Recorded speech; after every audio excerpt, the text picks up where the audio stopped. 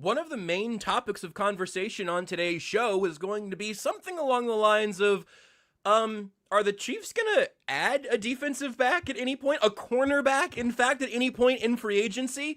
And then after we agreed that we talk about that today, the Chiefs signed a cornerback. So that's actually really convenient timing. Weird. I have no idea what today's about to bring. I wonder if any Super Bowl champion has ever benched their left tackle in 2 different games in the same season. Everywhere. Lights come on. I need to see it, Omar. Someone is getting snapped. Show it. Jazz and I have been married for 17 years. So, Nate, what did you think about... Joshua Brisco and Seth Keysor with you here to kick off this edition of Only Weird Games. I think we will have Nate Taylor joining us in progress at some point in today's show. He was, for the first time in a little while, first time actually maybe quite a while, he was out at Arrowhead today because the Chiefs were having introductory press conferences for Kenneth Walker, Alohi Gilman, and Kyrus Tonga. But then just a little bit earlier today, they added a corner who we'll talk about, Kader Kohu, as we roll into today's show. Seth, how are we feeling right now that we're a few extra days into the free agency cycle? I know everybody's been all over the place. We're all battling one thing or another, but how are we feeling now here on the Thursday after all that legal tampering's all wrapped up, and now it's all truly official, including where Max Crosby is currently rostered? Yeah, that was nuts. My flu game has extended to a flu week. So that's great. Don't feel good. So I actually did a recording with Cole with How About Those Chiefs. Shout out to you, Cole, earlier. And I was just like, look, man, I'm going to do the best I can here. And he was gracious as always. Yes. And he was as gracious as ever because he's a really good dude. But yeah, so I'm sick. I've had a heck of a week at work and arguably still not as bad of a week as Max Crosby. Just imagine being on the brink of freedom that way. Like, you are celebrating that you are no longer a Las Vegas Raider and that you're going to an organization that's changing some things, but a good organization, the Baltimore Ravens. And then suddenly you're not. But you may be wondering, Trey Hendrickson did pass his physical today. So those Ravens doctors, they're on top of it. It's, there's so many ways to look into what happened there. Reading about the Ravens' history of failing people on physicals that then later, a week later, passed physicals with other teams, then went on to have totally healthy seasons and careers. It's interesting. And that is one thing that people, I think if you pull back the curtain a little bit, teams, saying a failed physical can mean all sorts of things. Nate Doc, way easier to pass a physical without 2 first rounders. And that is, I'm pretty sure exactly what happened there. And it is what it is. Teams are going to do what they're going to do. If it were me, I'd be calling the Raiders right now and be like, want the 29th pick? Right. 40, 29. Yeah. 29 we'll in the do future third. Yeah, we'll do 40 I'd do 40 and 29 this year for Max Crosby. Would you really? Oh yeah. Max Crosby's awesome. Yeah, I think that's probably right. I think this has been maybe a little bit of something that's kind of gotten into the wrinkles of all of the draft conversations. I've just covering the Chiefs now for a good number of years. The most excited we're ever allowed to get about a draft pick is like on the fringe of the 20s usually. So the idea of like, well, yeah, but I've really been holding things in the 29th overall pick range very near and dear to my heart because that's the only player you're adding in the first round. This year, you got some flexibility. Yes. I'd certainly let him pass his physical. I could say that with some confidence. Yeah. So, so my week's gone a little better than Max Crosby's, but barely. We're going to see what tomorrow holds for me in terms of what the next 2 weeks are going to look like for me at work. I feel like crud. So it's just I'm here and I'm ready. And I've reached this point where I've felt crummy for so long that I'm more angry about it than anything else. And I think that's going to help power me through this podcast with a little bit of hate. And we've done that before, so we'll be okay. Yeah, I think that process for you where it's just been crummy for so long that it's turned into hate, I think that probably started in 2018? Give or take. It was at least most of 2025, if nothing else.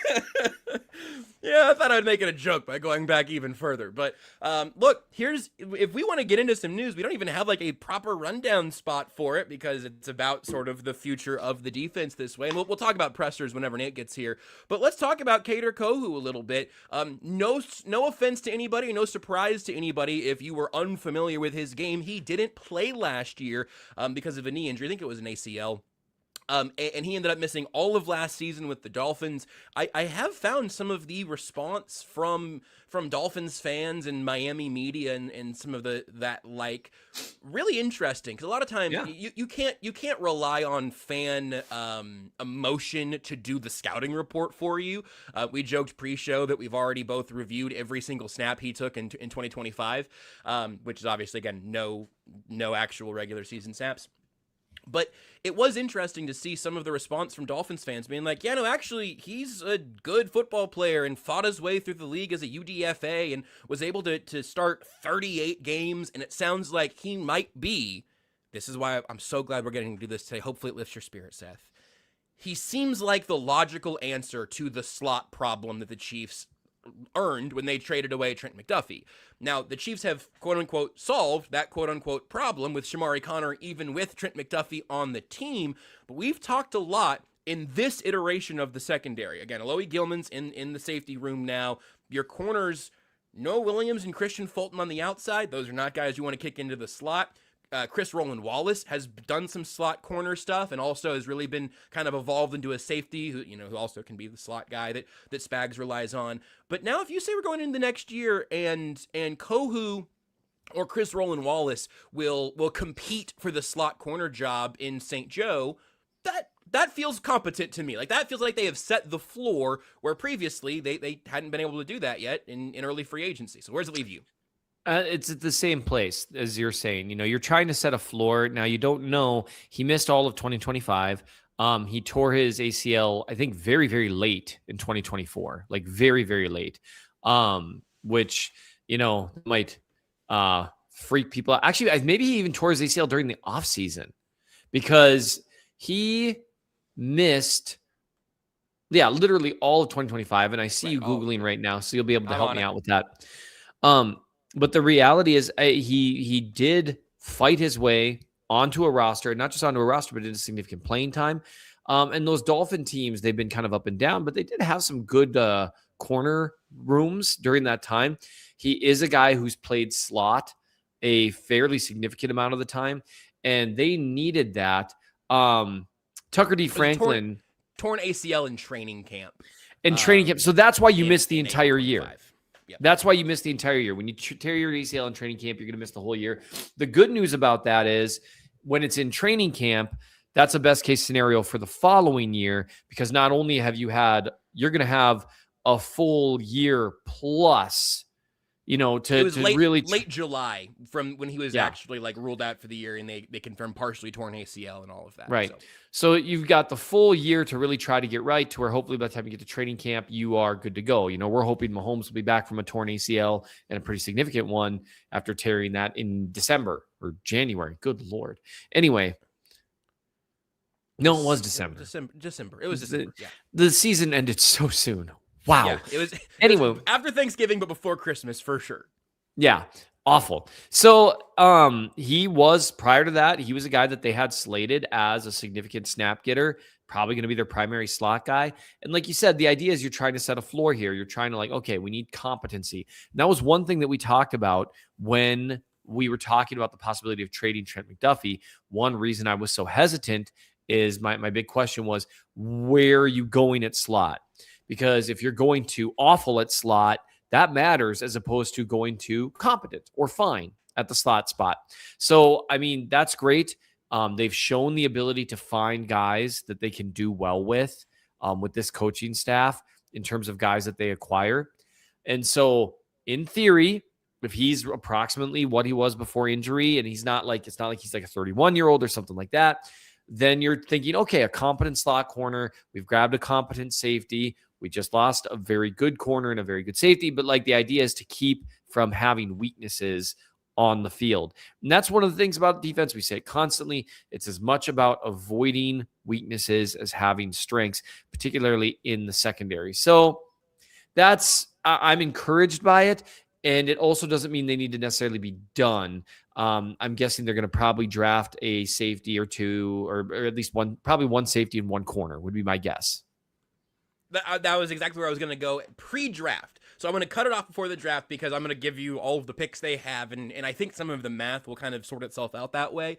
But with we always talk about how Brett Veach wants to get to the draft with a playable roster where you can go out there. Right now, this team doesn't have a quarterback this side of Jake Haener, I suppose. I should stop disrespecting Jake Haener. But you want to go in with like a semi-ready-to-play roster so you don't have to reach at certain position groups. I think that's a little bit of a different deal at number 9 overall. We'll circle back around to that too. But if you go into the draft and your corners are now set with Fulton and Williams on the outside, your safeties are probably some combo of Gilman, Connor, and then Hicks, I guess, is the third. We were both really high on Jaden Hicks going into last year, and the Chiefs were really low on him by the end of the year. So that just puts him in kind of an unknown territory. Right now, obviously, Leo Chanel signed with the Commanders on Tuesday during the show, but Drew Tranquill still on the roster, and he came up in conversation with Gilman during his presser today. Not that Gilman knew anything. He was asked about Tranquill directly. Fulton, too, for that matter. Guys that, Charger connections there. But if Drew Tranquill's your number 2 linebacker, and I guess Jeffrey Bassa, Cooper McDonald kind of get to your third. At defensive line, you've added your starting nose next to Chris Jones, and then it's George Karlaftis and Ashton Gelati pre-draft. Are you okay with the state of this defense before the draft gets here, or are there specific places you would still like to throw a few $1 million? If I were going to throw some money somewhere, the linebacker stuff that bummed me out. That's a contract that I feel like they could have matched, because I don't know that they have anyone who can do what Leo does. Now, maybe their plan is to just utilize their third linebacker in a more traditional way. And that was the thing. Maybe they knew Leo could do all these special things, but they really thought they could also get him to a point where you could use him more traditionally, and that just never quite worked out. So fair enough. I get it. We'll see how he does in Washington. I hope he does well. He's one of those guys where it's just like, they probably still win the Super Bowl without him, but it really does take everyone. It really does take all sorts, and it's a really cool thing. For me, the easy answer is edge. Yep. Easy answer.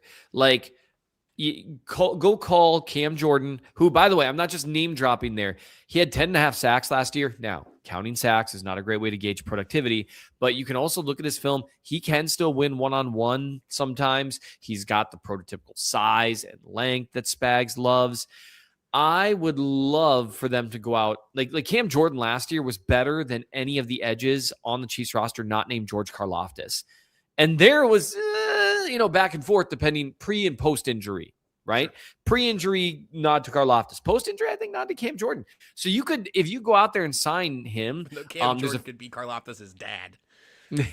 I don't think that's quite true, but it's just crazy. It's the gap there is well. Karlaftis is just so much younger than you think still, and Cam Jordan's been doing this for a million years. I think he's I'll double check before I slander him. He's been doing this forever. He's 57 years old.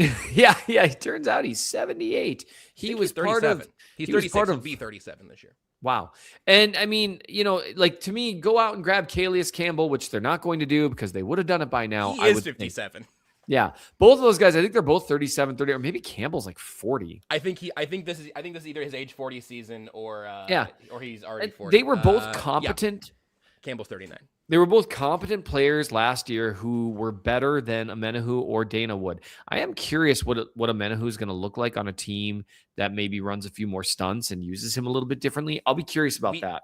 We haven't mentioned that he's also with now Leo Chanel in Washington on a 1-year deal that's got some up to language, but yes, Charles Amenahu now also officially moved on, as has Derek Nottie now in Indianapolis. I think those both happened yesterday, I think, or maybe Tuesday night. And these are, with the way Amenahu, it's unfortunate he didn't play a little better last year. Just never quite recovered his 2023 form. Maybe on a team that does run more stunts. I know he tweeted about that, oh, look at all these stunts these teams are running. I think he's perfect fit for that kind of attacking system, so that might work. Gelati is a guy who I really liked coming out, who was playable as a rookie, which is a big deal. I don't know about his ceiling because of, it's not just because people will hear this and they'll start thinking Ruben Bain. Gelati has short arms like Bain. He actually has a little longer arms than Bain, but he's also built a little lighter and his frame isn't as wide. And that's where that frame issue that matters. And the way that he wins isn't the way Ruben Bain Jr. wins. The way Bain wins is with like hump moves, clubs, things that involve, we talked about this, a lot of torque to, get that arm around. Whereas Gelati's a little more traditional. I'm sure he will take steps forward. I don't know if that's something you really want to rely on. And that's where, to me, you could go in, let's say you sign a Cam Jordan. He's the easiest one to use because it's a decent guy who can be part of the rotation, help with the pass rush. And then if you went in and told me like, hey, on obvious pass rushing downs, you've got Gelati, Cam Jordan, and Chris Jones on the field, along with hopefully a healthy Omar Norman Lott, I'd say, okay, I think I can see the vision there, that's a very different thing than saying that it has to be Gelati. Like, because Gelati's a guy that kicked inside in college. Maybe he's your fourth on obvious passing. Yeah. Anything to try to add more juice. And like we just saw from the Seahawks, they went 6 deep in their pass rush rotation. And by 6 deep, they actually went 7 deep, but they went 6 deep in like significant playing time. That's a huge deal. And having guys that you can rotate in and out is such a big deal. So that would be the place I would spend money now that they've grabbed a slot corner. And now that you can't really, excuse me, you can't really upgrade wide receiver, I think, in a meaningful way without spending a great deal of money. And so if I had my druthers, if they were going to make like a relative, like a move, but not like a move, it would be getting a reliable defensive end. I unsurprisingly, I'm with you there. I frankly think that's gotta be kind of like the baseline opinion if you look around right now, where you can say, hey, I have optimism for Ashton Gelati. That's different than saying, hey man, we're gonna need you to play 90% of the snaps and to be like a B+ player in your second season in the league. Right. That's a ton to put on him. It's also, again, like the Khyiris Tonga signing, taking some of that burden away from Omar Norman Lott. Again, hoping that lets Omar play essentially a different position to the position that Tonga plays. The vision for that we talked about, and I don't know if it's changing for Omar or not. But essentially bringing in these role players, when you talk about like having a deeper rotation, that's something where I feel like the Chiefs have really, really enjoyed having the bell cows. And maybe this is more about Chris Jones than it is anything else, and the type of player that George Karlaftis is, where for basically all of Jones's career, he's just played a ton. And Karlaftis, that was on his scouting report, was that like, yeah, he'll play every snap where all of his bones are attached to the correct ligaments. And even then, he might play a few after something horrible happens. But I think that's sort of played into the Chiefs maybe not being, I have no stat to back this up. This is a vibes analysis thing. But it feels like they have relied really heavily on their top line stars to eat a ton of those snap counts. And then when you have the success stories of the Mike Danas, you end up on the wrong end of that, even Derek Nottie, where eventually that player's limitations become the thing that you remember, that the limitations become the thing that make you frustrated, instead of just letting Tonga be a 2-down D lineman, instead of just letting Derek Nottie and Mike Dana, and then maybe going forward here, Ashton Gelati, being a first and second down lineman where you can kind of platoon the rest of the way that, again, teams like the Seahawks were able to do. That's also partially about drafting well, though. If FAU would have hit, they'd be deeper at defensive end. Right. They could have hit on FAU and still taken Ashton Gelati and still need edge help today, because that's how you reload for anything less than $45 million guaranteed for competent edge rusher play. So I would certainly agree with you there. You just need one more body that you feel decent about, because you can't, it's not that you can't expect any of these rookies to start or play a significant playing time. I think there are a couple of guys at these spots who definitely could. I just don't think you want to completely go all in on that when you don't know who's going to be there at 9 or 29 or 40. So Cam Jordan makes a lot of sense. We're on the same page there.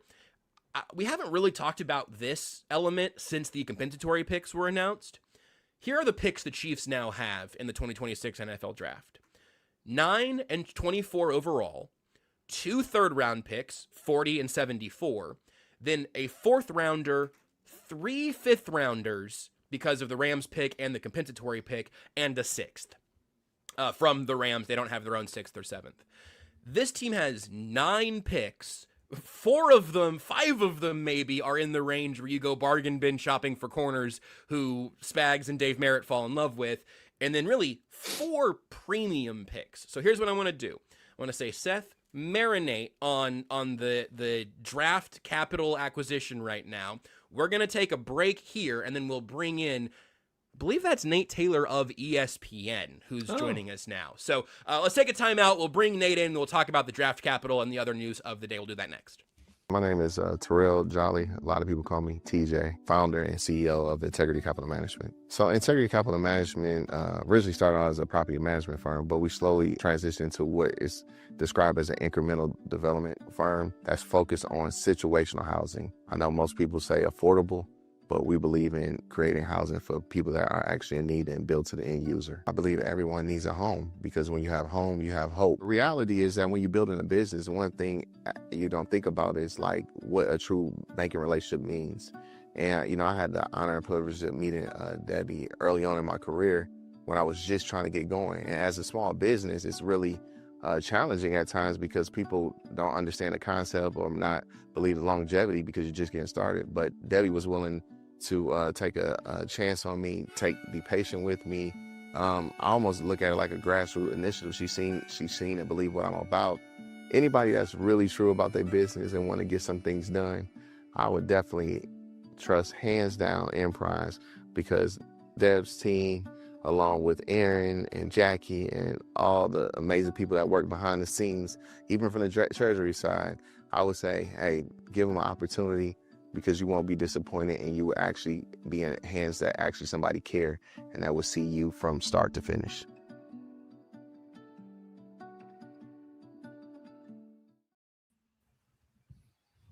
We'll get to the beat reporting nitty-gritty with Nate here in just a second. But, Seth, I want to let you put a bow on kind of the draft pick conversation because I'm curious where you land. Again, the Chiefs have a top 10 pick, 3 more picks in the top 75, 4 picks in a range where they've had a lot of success, at least finding contributors on defense. What do you feel philosophically, assuming that they do add a vet defensive end at some point? How does your outlook evolve for all of these premium picks and all this draft capital they're going to have here in April? I am someone that has a really hard time once there's a lot of draft capital, not saying, what are some guys that are around in the league already that we could go ahead and grab? I would love to use that 29th pick if I had my way, I would use that 29th pick to get a man coverage beating X receiver who's already in the league. Find someone, trade someone, use that. Let's just call him Tryon Bromus Jr. Yeah. Or let's just call him, BJ Black. I wish that had gone a different direction, but instead of AJ Brown, no. I'm sorry, who? No. Welcome, Nate. I gotta go. That went a direction that I didn't mean for it to go. Talk to you on everything else tomorrow, Friday. But I just, coffee 1037. Oh no. I would Nate, Nate, you can't abandon me right now. So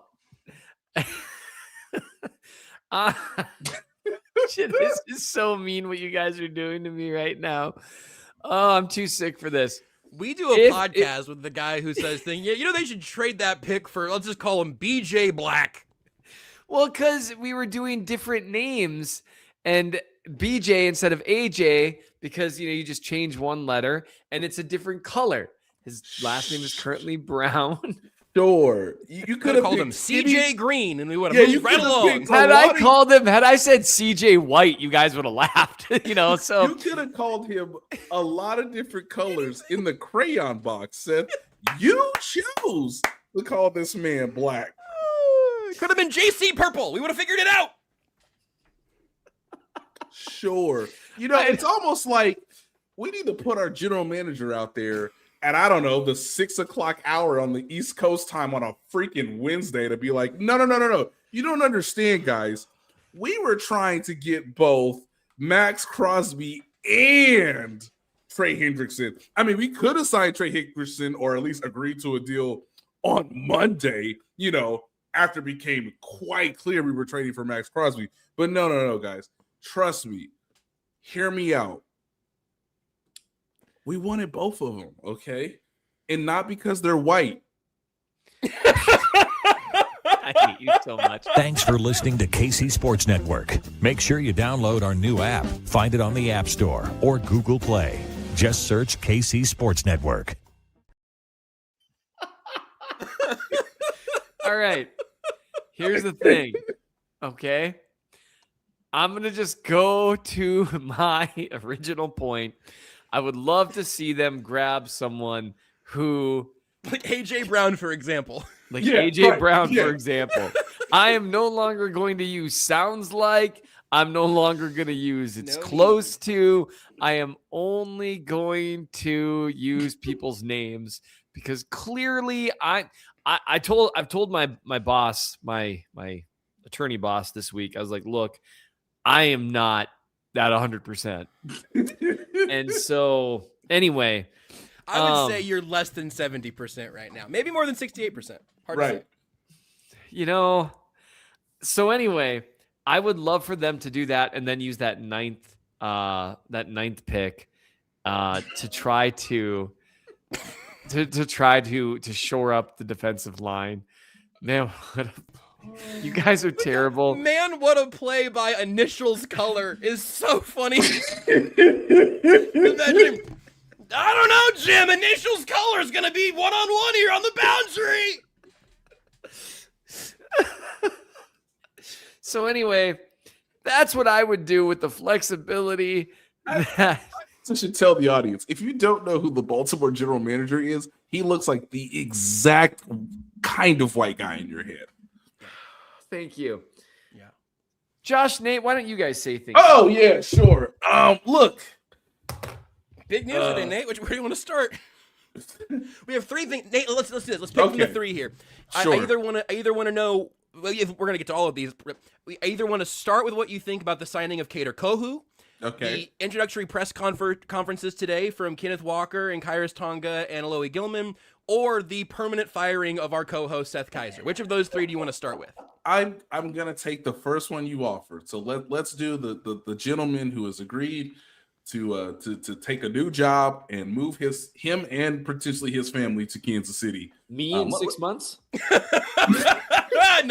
You're not getting any closer to us. Let's talk about the guy who real Canadian Chiefs fan coming 2027. Right, exactly. Yeah, and a different alias. We're gonna extradite him. So I want to remind you guys that this was the back-to-back comments of remember Seth talks for a living and how does Seth get convictions? Okay.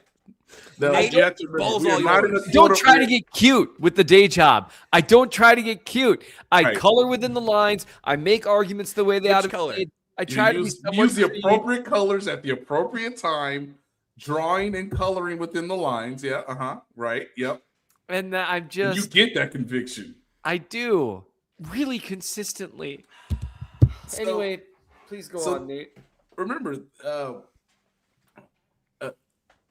Mr. Brisco, can you tell me the man's name again today that is signing with the Chiefs? Kader Kohu, and Tucker made us aware of this, and also it's on Pro Football Reference. His nickname is Darth Kader. So if you need the mnemonic, that's cool. That's kind of cool. That's a good nickname. That's good. So for him, think of it in the same way that like the Chiefs did a similar transaction last year with Elijah Mitchell, who was coming off an injury. Don't do this, man. All I have to tell you is Kyler Murray to the Vikings. He's going to be good. Mark it. Well, yeah, he's going to be throwing the ball to Justin Jefferson. A bunch of you haters have been too hard on Kyler Murray for too long. I'm sure he'll good this year. Yeah. Well, look, because he visited the Vikings today, and if you visit a team and you don't sign with them, boy, that's Someone failed a physical. Something went awry. So when it comes to Cater, I do get the sense that like the first bar he has to clear is, are you available week 1 coming off, the knee injury that sidelined him all of last year? And then the second bar is, can you be a more productive player than Elijah Mitchell was last season? That's all he has to do in the Steve Spagnuolo system, as a potential option for nickel, as a third cornerback, depending on what you want to do with Christian Roland Wallace as well. Can you be, someone who could help on special teams if given the opportunity, as a way to like ease yourself back into the game? Just be better than Elijah Mitchell. That's all we're asking, considering it's a 1-year deal and it's a chance for him to, reestablish himself in the NFL after taking last year from his knee injury. I think it makes a lot of sense. It feels like the type of move they should be making. Seth and I talked about this through the first 20 minutes or so, but some of these spots you need to reinstall the floor. The ceiling probably comes from hitting your draft picks and making sure your big investments that way are met. But you got to have guys who at least can play or potentially can play, and this makes a lot of sense, I think, for the Chiefs defense. So what about the pressers today? I can't say there was a ton of like earth-shattering news from Walker or Tonga or Gilman, but a couple of things that were at least kind of interesting from I think everybody kind of had a nugget that I thought was worth talking about. What stood out to you there being I think back in the Arrowhead press room for the first time in like months, right? It's been a longer layoff than usual with no playoffs, right? Correct. It's been the first time in 2 months. And I think for Kenneth Walker, he got most excited, I believe, about Andy Reid and Eric Bieniemy. And if you look on the Chiefs, social media platforms, that comes through in some, photo opportunities that they had either pre or post news conference. I asked him quite frankly, like, hey, you're the Super Bowl reigning MVP. How much do you think you can get better? And he basically said, I can get better. And I said, okay, writing that down. When it comes to the two guys on defense, you can tell how knowledgeable they are, but I think what really came through for me, Josh, is these are guys who have multi-year deals. As I said before, they have stability, and they know their roles already, which is kind of what you want to hear as much as, a cool soundbite in your sort of reintroducing yourself, not just to the league, but like obviously introducing yourself to a certain fan base.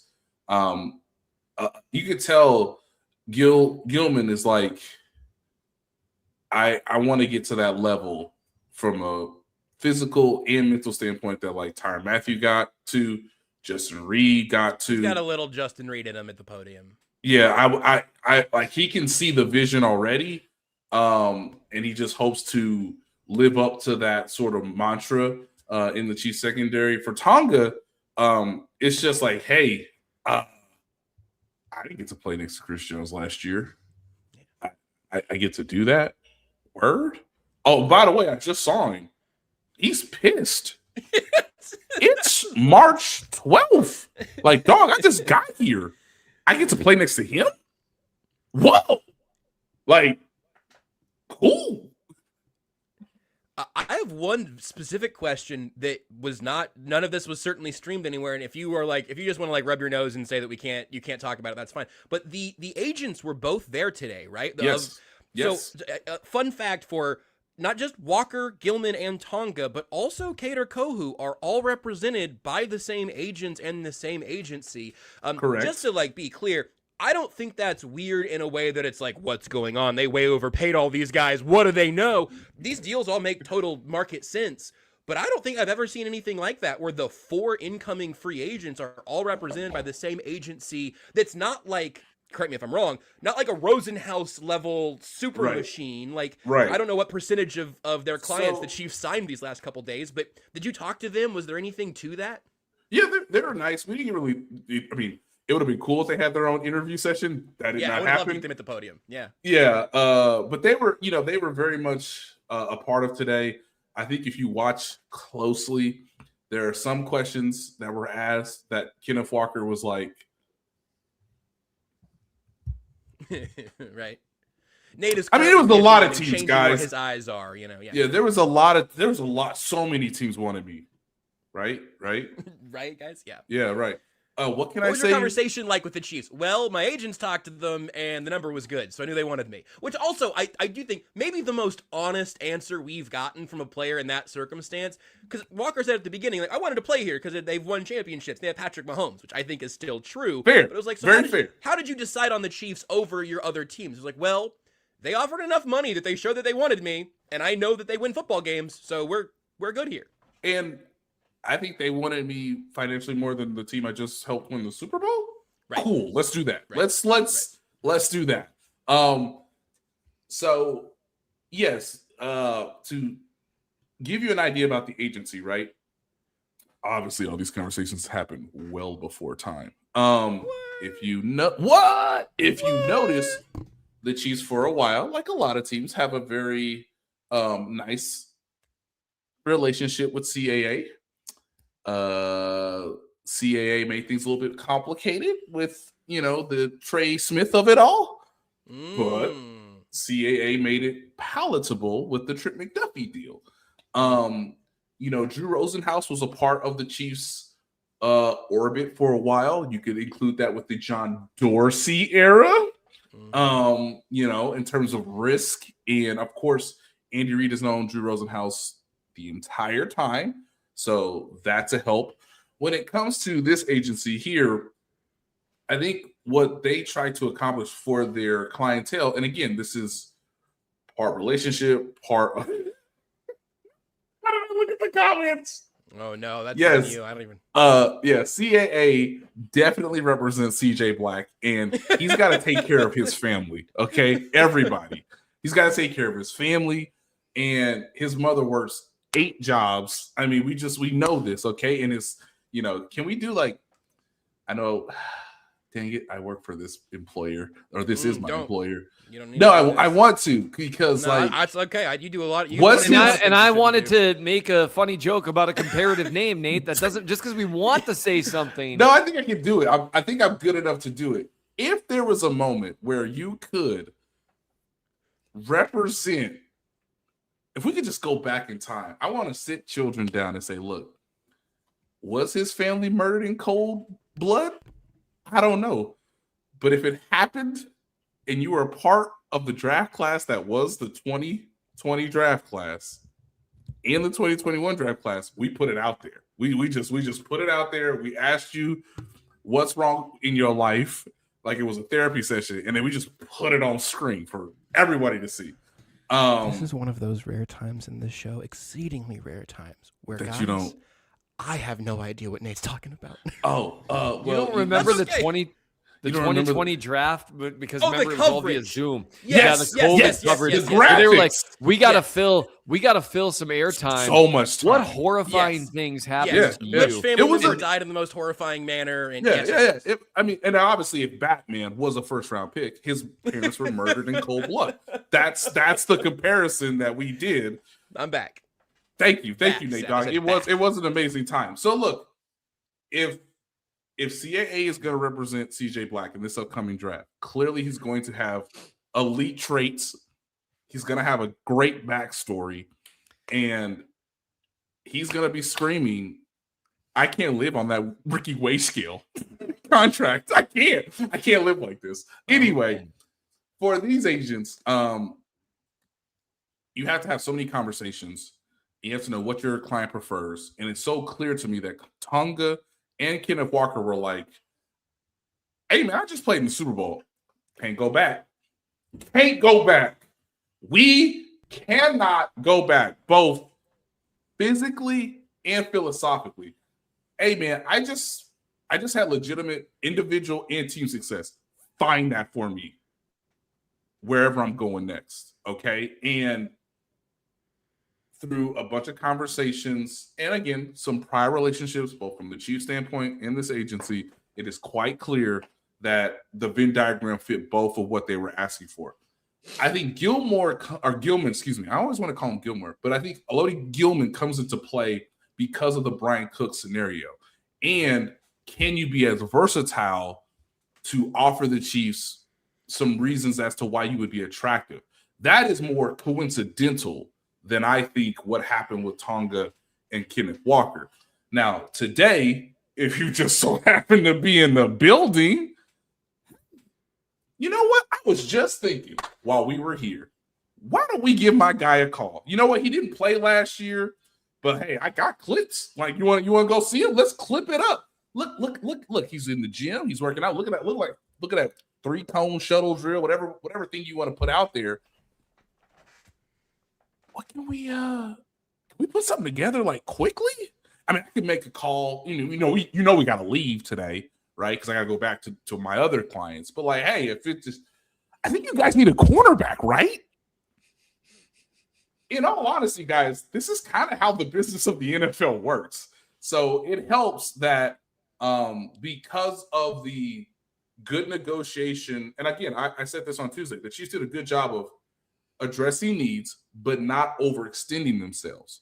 So if you've already had those negotiations that you thought were fair, that you thought were, hey, slightly a bit of an overpay, but we're not going to go crazy.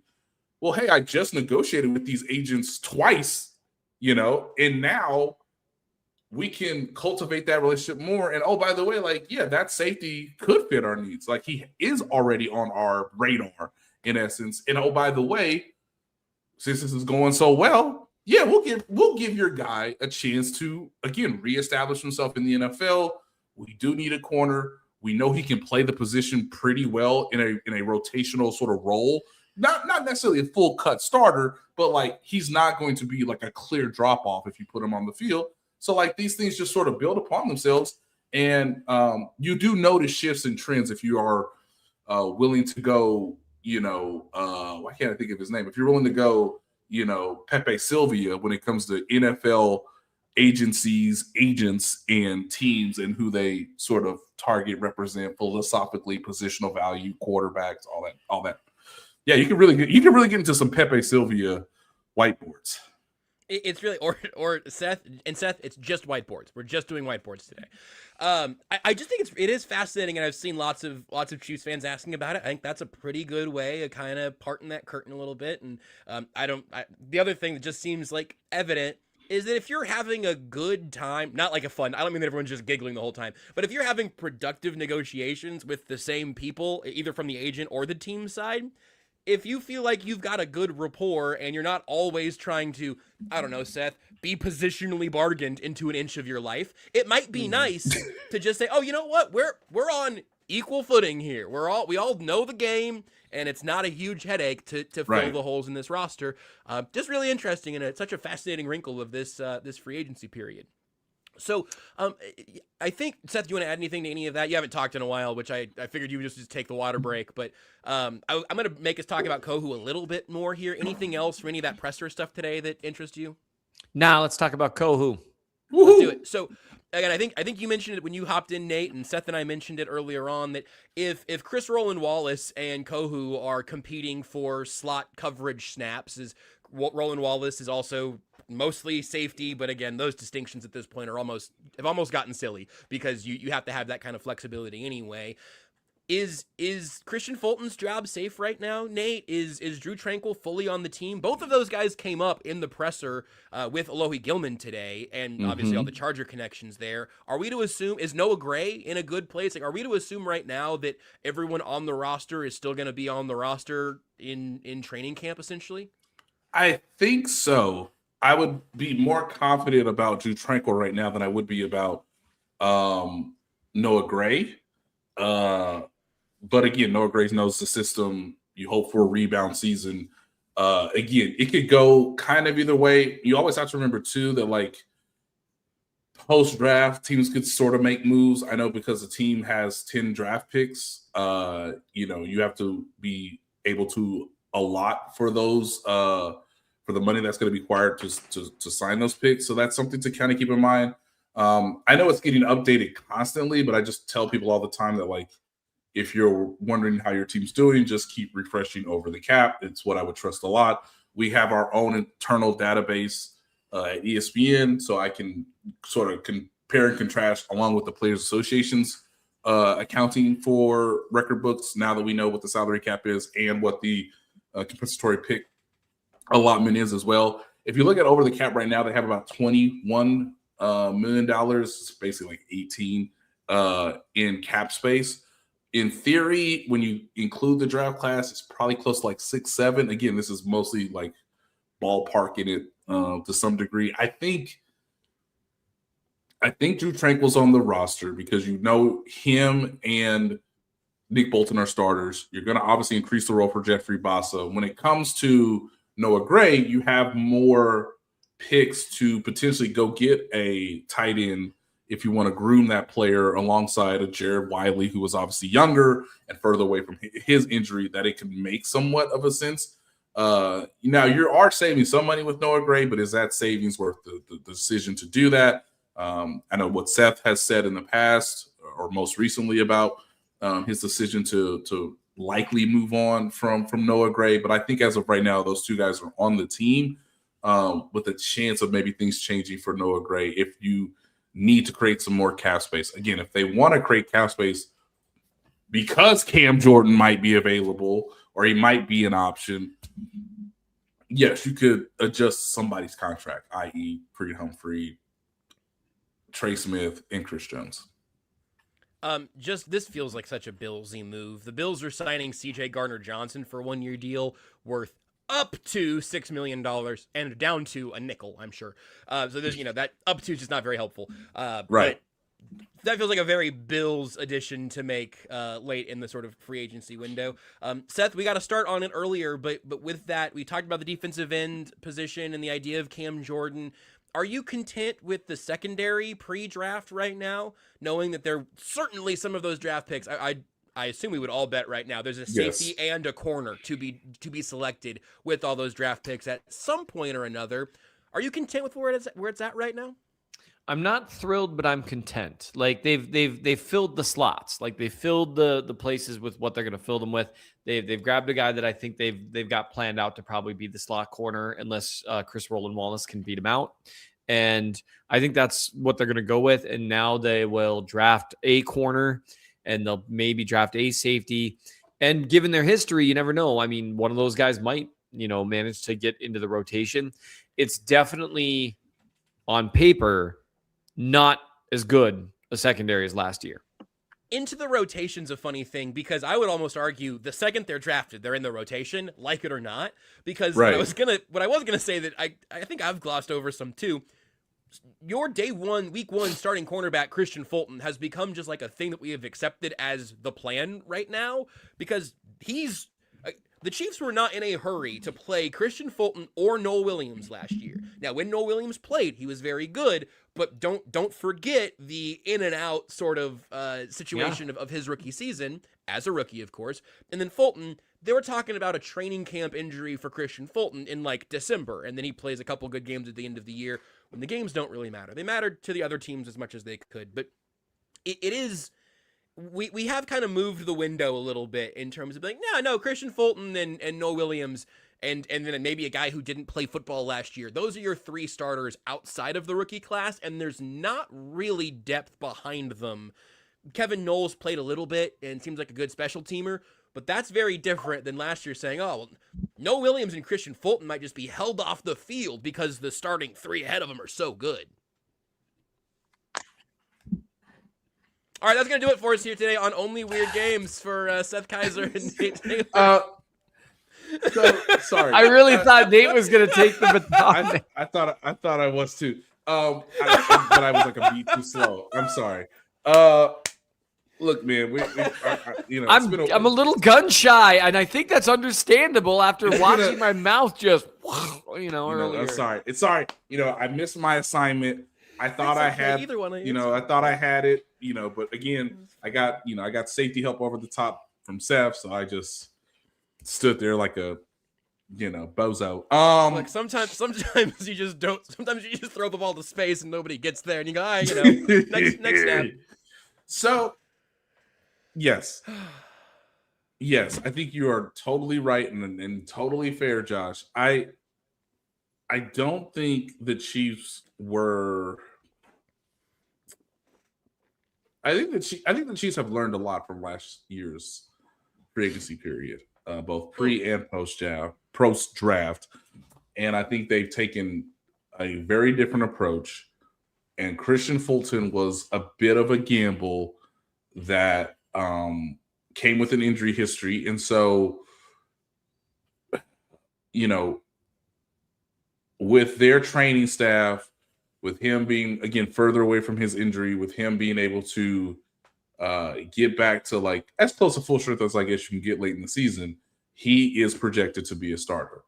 Noah Williams will have the opportunity to be, the second starter alongside him, depending on obviously what happens in the draft. We don't know as of this point. Now, if it were up to me, if you could pair Elodie Gilman with Caleb Downs and Jaden Hicks, that would be amazing. I don't know if that's going to happen. I understand why people might be hesitant because they can't, we don't have the full picture yet. But again, as I've said before, you should trust that when it comes to defensive backs, their process has been pretty unassailable when it comes to drafting and developing and having a scheme that forces them to, play at a higher level because it's so complex and it's so intricate and there is some interchangeability involved. Let's hit one question here that I actually think I was going to hold this and think that this might actually just be like our lead on Tuesday because it has been such an overwhelming and kind of weird topic. But I just clicked over to the comments section and like half of them recently are about the same thing.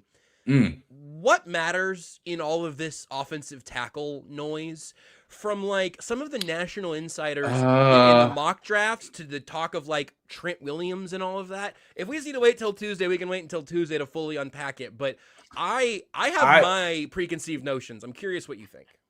Okay, do you want to go first or do you want me to go first? No, go ahead. I want to know what you think is going on. Mine's all just sort of analysis on what should be happening. I don't know. Okay. It should be a smokescreen. It should be someone talking too much and hoping that maybe, if we put it out there enough, and because there's not a clear starter at right tackle, or, obviously someone that you can like long term. Sure. Yes. Thank you. That maybe that's something that we can have in our deck of cards that is somewhat makes us a little bit unpredictable in the draft. Now, I don't want to alarm people,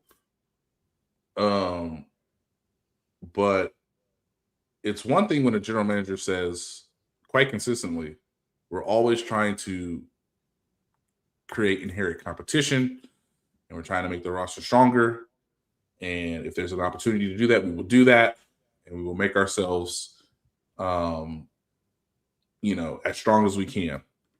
And most of the time that's like, hey, we're willing to kick the tires and we're going to like maybe extend ourselves a little bit of depth and a little bit of grace. And I know that my friend Carrington says this all the time, that if any team understands the need of depth at the offensive line position, it would and should be the Chiefs.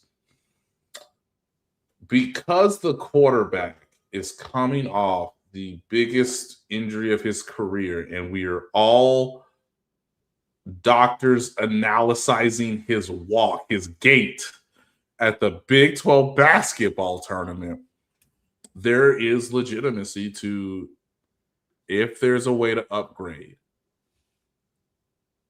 and then we want to trigger someone's contract to create that space, we have that at our disposal if necessary, if the opportunity aligns the way it should.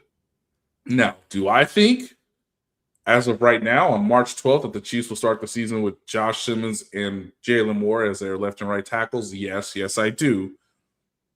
But when it comes to Mahomes and how Veach and his staff are thinking, it is understandable to think, okay, if there's a chance they might do something that was a little bit of a surprise, but also if we can improve the roster to help protect the quarterback coming off a knee injury, it's kind of our responsibility to do it, even if it's unconventional.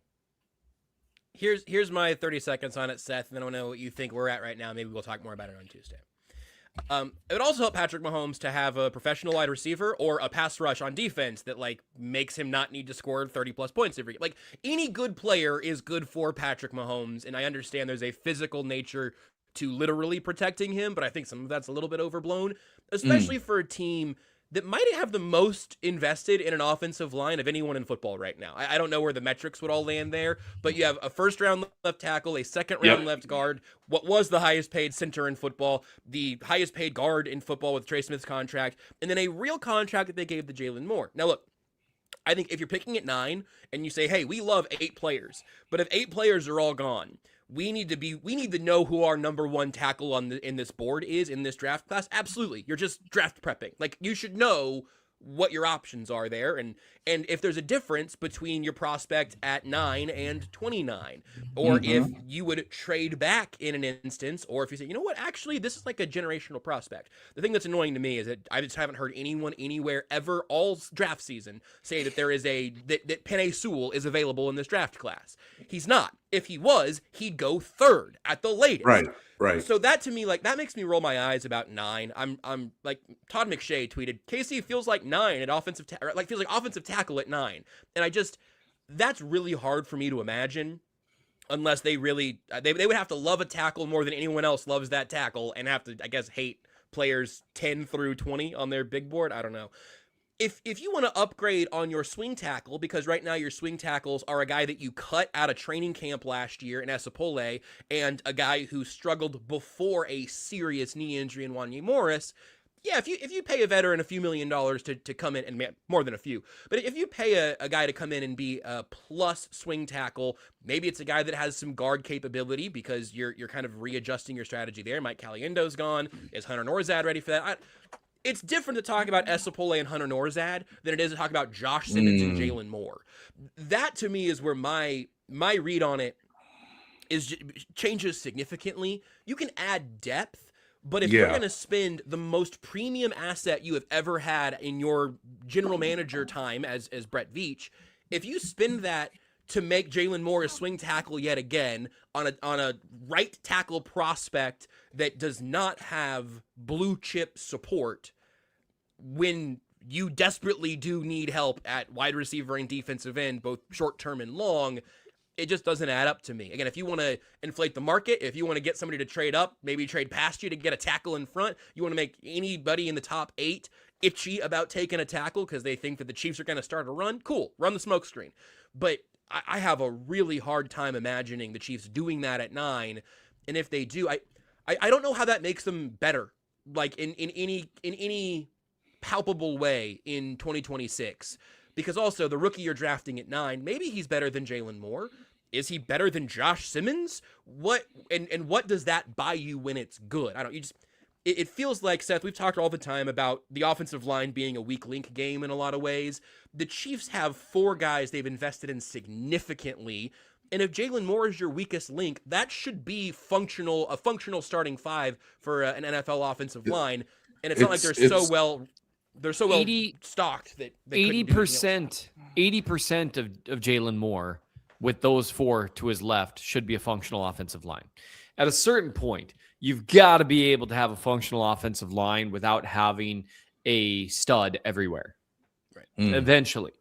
And the Chiefs, I guess I wouldn't say they have a stud everywhere, but I mean, Creed is a stud. Trey is a stud. Simmons, I think, qualifies as a stud already. If you just look at his tape from last year, like the people I trust, they were just like, wow, he was good. Like, how good was he? He was good enough that he could walk away from the team for personal reasons for a month and come right back. That's how good he was. You only get away with that if you're playing unbelievably well. And again, that's his personal business, not like taking a shot at the dude. Also, coming off injury, he took the job in training camp day 1 because they knew. And I was going to say, and because they were like, what are we doing? Just it was get this guy obvious. ready. And the Chiefs love to play games with that kind of stuff, and they didn't. So you've got a stud or at least a semi-stud at left tackle. You've got an above-average left guard. Shout out to you, Kingsley Suamata. You played better at guard than I would have anticipated this year. Honest to goodness, with how it went that first preseason game, I was shocked at how well it went during the season. Good on you. He wasn't just really good as a run blocker.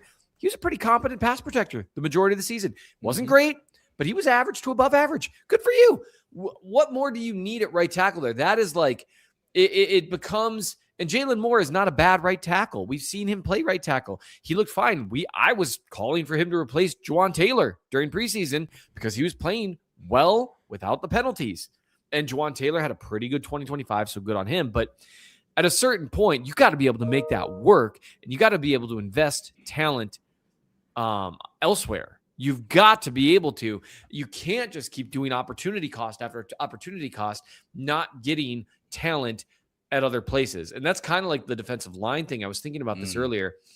If they utilize, so let's say 5% of the issue with Rashee Rice and Xavier Worthy's development was coaching. Let's say just 5%. Okay. And so they're both 5% better next year than they were last year. That and an appropriately utilized Tyquan Thornton, along with a Travis Kelce, that's pretty solid.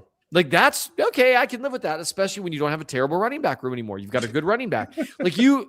That's solid. Like, that's where, like, and I know I'm changing subjects a little bit, but that's where it shifts to me to like, man, we've got to figure out the defensive line here. We've got to like add talent elsewhere. And there is opportunity cost in adding talent in one place. That's just how it works in terms of, at the NFL level. You can only invest in so many places, and they've invested a ton in the offensive line. All this talk about right tackle, and I can say things like this because I'm a Substacker and no one cares what I think. But most of it, what I see, I've seen a few reports type things here and there where it's like, oh, the Chiefs were in on trying to get this guy, that guy. Most of what I see, though, is people seeing that Juwan Taylor was cut. Right. And then saying, oh, well, there's a hole opened up. Correct. And let me just tell you, and I am talking to whoever, look, I understand it's hard to cover all 32 teams. I would do a lousy job covering any other team. My Substack is called the Chief in the North newsletter. I don't purport to be an expert on the NFL writ large. I try to follow league trends. Right. But like, if you are going to try to legitimately hypothesize and sell that as content to people who trust you, and you wrote that because the Chiefs released Juwan Taylor, they're in the market for right tackle, you should be a little ashamed of yourself, because they got a guy last year that they signed to a 2-year deal that is starter level money, who they played at right tackle for a while in preseason and played well, and who they really like in more. That, like, do your job better. Like, that's, and I'm not feeling well, so I'm a little punchy, but that's like, that should be a little embarrassing that you didn't go any deeper than that. I'm trying to think of like the equivalent right now would be as if I said that the Seattle Seahawks might be in the running for a running back in the first round because they let Kenneth Walker walk in free agency. No, they're not, because they got a running back that they really liked who went down with injury. Like, pay attention. No. The other thing too, Seth, is, well, Mahomes is hurt, so you got to protect Mahomes. Right. Like, Mahomes is hurt. He's rehab. You got to remember every Super Bowl they lost, they've had weird offensive line. Remember when Joe Tooney was playing left tackle and then everybody was playing and we didn't know any of their names against the Bucs? Remember those games? Right. And that's the thing, because opportunity cost is a real thing in the NFL. You can't just say, well, we've got a plan for 3 guys getting injured, because if you try to have 8 starting offensive linemen, sure, you could build a team that way, but then you won't have any starting wide receivers or whatever, right? There's an opportunity cost here. You're gonna start some of them boys at tight end. Which at least that would be different and interesting than all. Cool. It would be kind of cool. Taylor domino effect. Yeah. So clearly we could have saved this. Nate, I'll let you put a button on it, but we're over an hour. This could have been Tuesday's entire show, and it still might be. I don't know. Let's see what the comments still might be. The only thing I would say too is, like, we talked about Trent Williams a little bit. I went back and I thought about it. They just signed Mike Evans, guys. Do you think Kyle Shanahan's gonna let Trent Williams be traded? And even if there is some argument or dispute, I should say, about his contract, he has demonstrated he will hold out for more money from said employer. So I don't really know if you can trade the draft capital for Trent Williams, unless something unforeseen happens or there's something that would sort of trigger you to like go and do that. something that you couldn't see, like, something bad happening and everybody in the league being like, well, that's not how you do business. Why would you do that? You can't do that. Nate, any idea what you'd like to talk about to get us out of here today?